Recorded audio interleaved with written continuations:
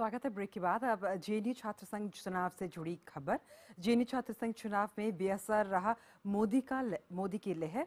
JNU छात्र संघ चुनाव के नतीजे में आयसा के लिए खुशखबरी लेकर आए हैं। ये नतीजे आयसा ने चारों सीट पर कब्जा कर लिया है। जेएनयू स्टूडेंट्स यूनियन के अध्यक्ष, उपाध्यक्ष, महासचिव और संयुक्त सचिव के पदों पर आयसा ने कब्जा किया है। आशुतोष कुमार अध्यक्ष पद के लिए निर्वाचित किए गए हैं तो अनंत प्रकाश नारायण उपाध्यक्ष के लिए चुने गए हैं। चिंतू कुमारी महासचिव और शफकत हुसैन संयुक्त सचिव पद के लिए निर्वाचित किए गए हैं। पिछले चुनाव में भी चारों सीटों पर आयसा का ही कब्जा था।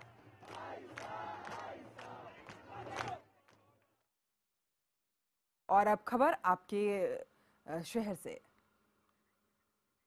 ये भी हम आपको दिखाएंगे, लेकिन हमारे संवाददाता ब्रजेश तिवारी ने विजेताओं से बात की और उनकी जीत के पीछे की रणनीति और भविष्य में उनकी योजना के बारे में जानने की कोशिश की।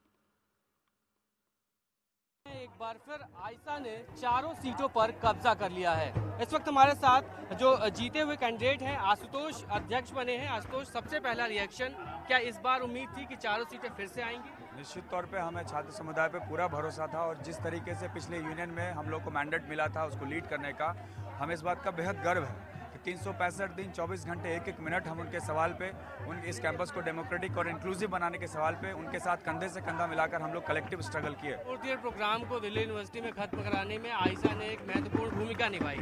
चुनाव के नतीजे वहाँ भी कल आए, लेकिन वहाँ आयसा का जादू है वो नहीं चल पाया। बिल्कुल, मैं इस बात से सहमत नहीं हूं, क्योंकि आपने देखा कि भले ही वो सीट चुनाव में जीत गए हों और जिस तरीके से वहां पे खुलेआम धज्जियां उड़ाई जाती हैं, आप लोगों ने इलेक्शन में वो महसूस किया होगा।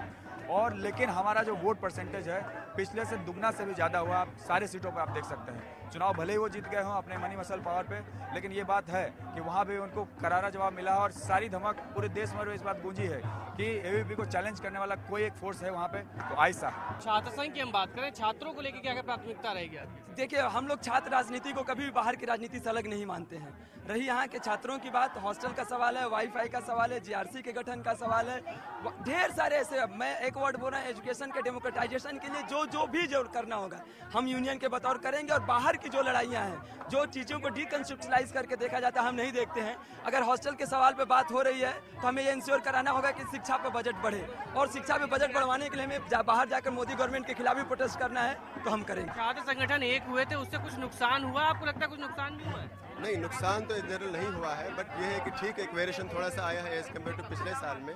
बट ओवरऑल फिर भी स्टूडेंट जो यहाँ पे आयसा के साथ खड़ा हुआ है, ये सारा मतलब स्टूडेंट का एक्चुअली पॉलिटिक्स, स्टूडेंट की अंडरस्टैंडिंग है पॉलिटिक्स को लेके। जिस तरह से पूरे देश में अभी चाहे कश्मीर से लेके नॉर्थ ईस्ट तक जिस तरह से असफा जैसी चीज़ें जो है इम्प्लीमेंट है, उन चीज़ों को लेकर आयसा हमेशा स्टैंड है और स्ट्रगल किया हुआ है, और स्टूडेंट जो है उस स्ट्रगल के साथ है। जश्न अभी भी मनाया जा रहा है, लगातार खुशी का माहौल है, लाल सलाम के नारे लगाए जा रहे हैं और वादा किया जा रहा है कि एक बार फिर छात्रों ने जो इन पर भरोसा दिखाया है, उस पूरे भरोसे पर ये आयसा खरी उतरेगी। कैमरा पर्सन विपिन पुजारी के साथ ब्रजेश तिवारी, दिल्ली, IBN 7।